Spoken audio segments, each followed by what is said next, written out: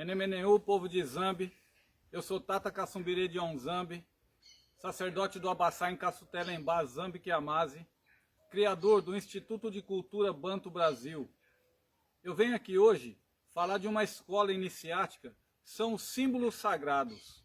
Alguns símbolos sagrados que cada família ou cada casa ou cada linhagem mantém dentro do seu espaço, do seu tempo e do seu espaço. Então eu vim aqui mostrar para vocês alguns deles que nós temos aqui na nossa família. O primeiro, nós vamos falar da Pemba. A Pemba, trazida pelo Zambundo para nós. Eu vou mostrar para vocês o símbolo que nós temos aqui na nossa casa.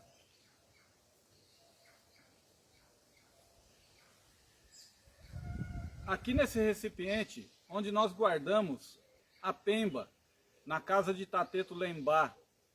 Bom, o Zambundo tinha como chefe de linhagem os tios Lemba, ou os Lemba de Angundo.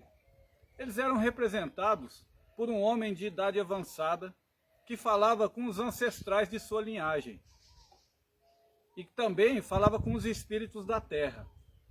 Esses mesmos tios Lemba ou Lemba de Angundo, eles favoreciam os ritos da caça, os ritos da chuva, das colheitas, da fertilidade das mulheres. O que eles utilizavam? Qual era o símbolo sagrado que eles tinham? Eles tinham o caolim e tinham o tucula ou tacula. Em frente da sua cubata, da sua casa, ele tinha um pé de mulemba. Então, os tios Lemba, os Lemba de Angundo, eles deixaram para nós esses símbolos sagrados. Um com o caolim, outro com a tucula. A tucula é o pó retirado de uma árvore, é um pó vermelho retirado de uma árvore que passa depois por um processo e aí se transforma num símbolo também de Tateto Lembá. Então na nossa casa, na nossa família, na nossa linhagem, nós mantemos esse símbolo. O que os tios Lemba ou os Lemba de Angundo representavam para suas tribos, ou para suas linhagens, ou para suas aldeias, era o poder político-social. Ou seja, eles locavam as casas para as pessoas da aldeia. Eles que eram os chefes de linhagem, eles que representavam.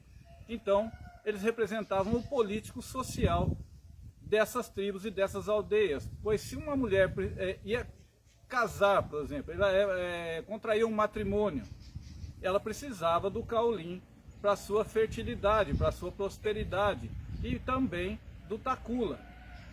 Era essa a função dos Lemba de Angundo, essa era a função dos tios Lemba, do povo Ambundo, e nós herdamos então esse símbolo sagrado.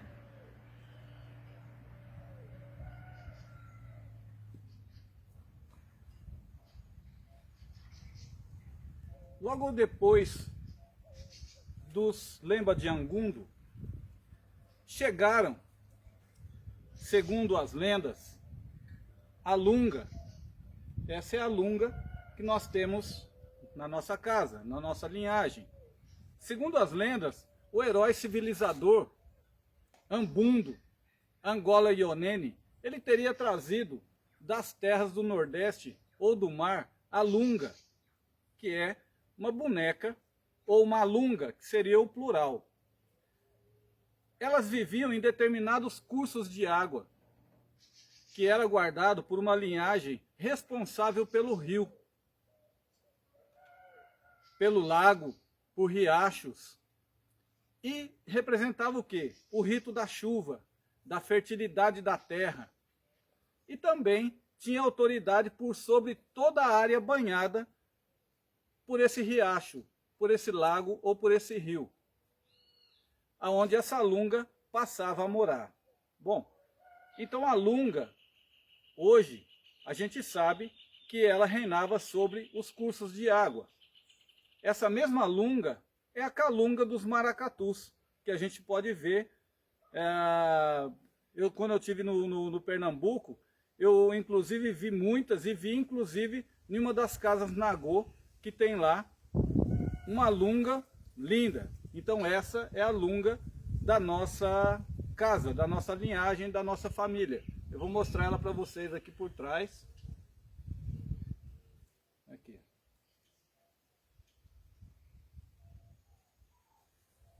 O que acontecia? Cada lunga, ela tinha autoridade sobre a área territorial, né, daquele rio, lago. E o que acontecia? Eles locavam também para as pessoas que moravam ali. Essas famílias pagavam tributo à lunga daquele riacho ou daquele lago. Porém, essa lunga que era mais nova, pagava tributo para a lunga mais velha, que morava no rio. Ou seja, o poder político social da lunga, através também dos povos Ambundo, através de Ngola Inene, o civilizador, o herói civilizador. Assim conta a história, eu só estou repassando a história, e essa lunga então passou a frequentar as nossas casas como um símbolo sagrado. Essa é a lunga.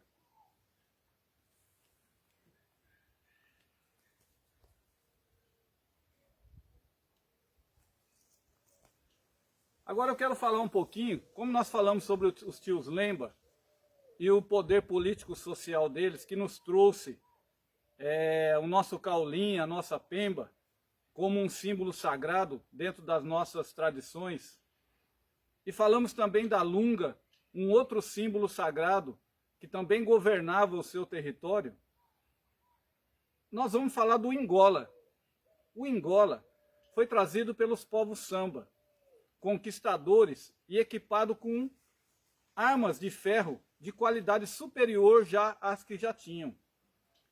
Eles eram governados por reis ferreiros, como o Ngola Mussuri. Segundo a história, foi quem primeiro fez os instrumentos de ferro. O que aconteceu? O poder político e social dos sambas, desses grandes ferreiros, foram crescendo. Como a lunga ficava estável, ela não andava, ela ficava no curso do rio, ou do lago, ou da lagoa, ao contrário do que o Ngola se movimentava, iam para outros territórios, o que aconteceu? O Ngola passou, então, a adentrar aos Lemba de Angundo, aos chefes das linhagens. Esse aqui é o Ngola da nossa casa. Aos pés do Ngola que nós consultamos o oráculo para saber de todas as ações de dentro da nossa casa, de dentro do nosso território, todo ano, como vai ser, como não vai, como a gente deve se portar, o que devemos cultuar esse ano com mais afinco. Então, é aos pés do Ngola.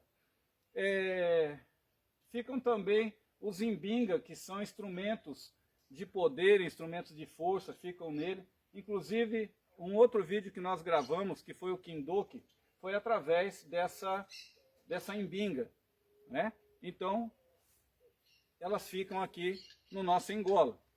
Bom, como o Ngola, os povos Samba, muito bem armados, né, com qualidade superior de armas, eles invadiram então o território dos Lemba de Angundo e passaram a criar uma nova classe político-social, que foram os Lemba de Angola, ou seja, eles substituíram os Lemba de Angundo e deixaram para os Lembas de Angundo somente a um mero distribuidor de caolim entre as mulheres.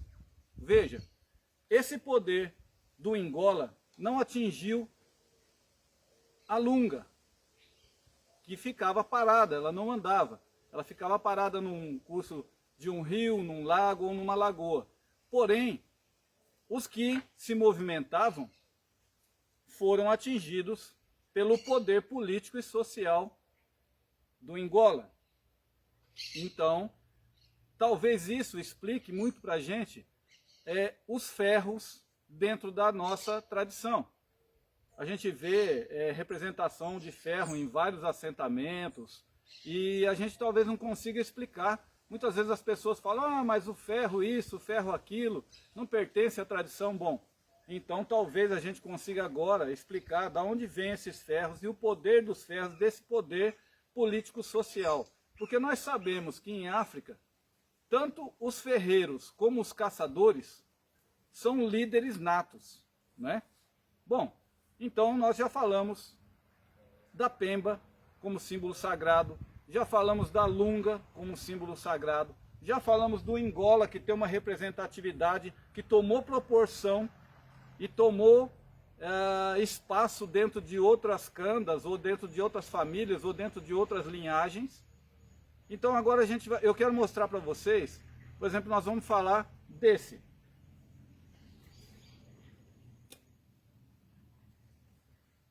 Esse é um símbolo que eu acredito estar na maioria das casas, o gongá. Cada casa tem a sua representação, a sua forma, a sua família. Esse é o nosso gongá. Se você me perguntar qual foi a tribo, qual foi a linhagem que trouxe para nós o gongá, eu não sei te responder.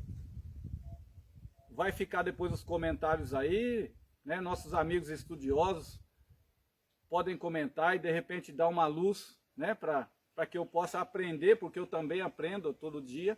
Nós sabemos que o gongá ele tem um rito de purificação, né? De renovação. Nós sabemos que está ligado a vários outros ritos dentro das nossas tradições.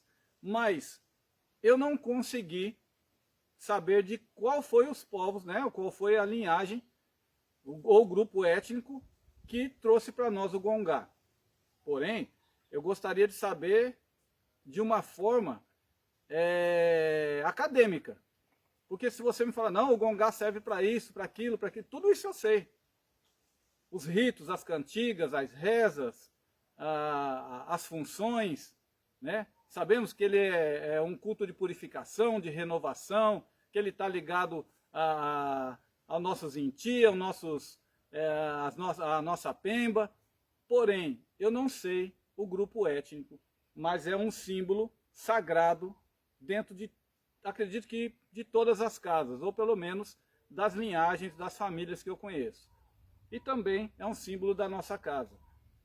Eu faço essa gravação para que as pessoas consigam entender que cada símbolo sagrado que nós temos dentro da casa tem uma história. E se nós não conhecemos a nossa história, como a gente pode, se alguém te questiona, olha, você tem uma pemba, de onde veio isso? Ah, você vai falar, olha, veio do monte tal, dos povos tal. Como ele chegou até nós aqui? O que ela representava lá? Então a gente precisa ter algumas respostas. Eu acredito que as pessoas que estão chegando agora, eu não estou aqui para dar aula a ninguém, eu não quero irritar o mutuê de ninguém, eu só estou dizendo que existe essa escola iniciática, precisa ser conhecido. Eu poderia falar aqui, por exemplo, dos caçadores, dos miangas. Tem muitos símbolos sagrados que a gente mantém aqui na casa. Mas eu escolhi esses que são os que mais falam da nossa história, por exemplo, das nossas tradições. Mas existem os miangas dos grandes caçadores lubas ou dos bakongo. Existem muitos que a gente conserva aqui na casa. Esses são alguns que eu trouxe para vocês. Eu espero ter ajudado. E se alguém souber quais foram os povos, mas academicamente, não suposições, nem porque, meu tata me disse isso, minha nengua me disse... Eu respeito, mas eu gostaria de saber isso academicamente. Eu gostaria de saber povos, biografias e tudo mais, né? Eu gostaria de saber. Estou aqui para aprender também com todos. É um símbolo sagrado que a gente ama aqui, de Muxima mesmo, que a gente sabe da importância, que a gente sabe que está inserido nas nossas tradições, mas muito pouco eu conheço, ou até hoje com as pessoas que eu conversei, podem me dizer quais são os povos, me mostrar isso no mapa, e me mostrar isso qual foi estudioso, qual foi academicamente, aonde está isso. Agradeço a todos, eu espero ter ajudado um pouco. Como eu já disse, não estou aqui para dar aula a ninguém, nem irritar o mutuê de ninguém. Muitas pessoas novas que estão chegando no culto nem sabem que existe uma lunga, nem sabem que existe um ingola, nem sabem que existe muitas vezes um gongá, ou muitas vezes a pemba e o local onde ela fica armazenada. Menemeneu, povo de Zambi, Zambi Aquatessá, Tatingunzu, Aueto.